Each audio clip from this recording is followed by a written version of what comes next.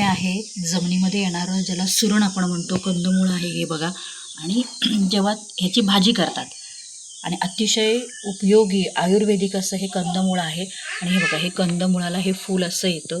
आणि ते त्याच्यात तयार झाल्यानंतर तुम्ही काय करू शकता, ते जमिनीतून बाहेर काढू शकता. हे त्याचं फूल आहे, हे बघा तुम्ही दिसू शकतं.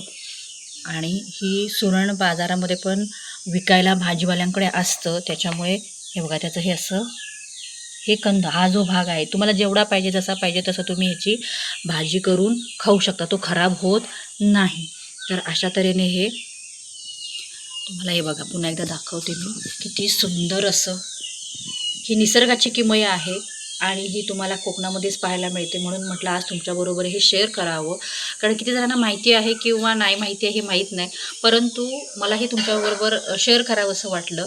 कारण हे फूलच किती सुंदर दिसतंय बघा. आणि ही आहे खाली भाजीचा सुरण, कंदमूळ. आणि हे आहे त्याचं फूल. अतिशय सुंदर आणि इतकं छान दिसतं ना.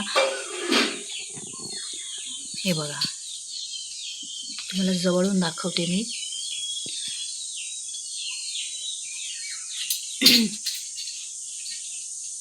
किती छान दिसतंय. काहीतरी निसर्गाची नवीन किमया जी असते ती तुमच्याबरोबर शेअर करावी म्हणून मी आजचा हा व्हिडिओ केलेला आहे.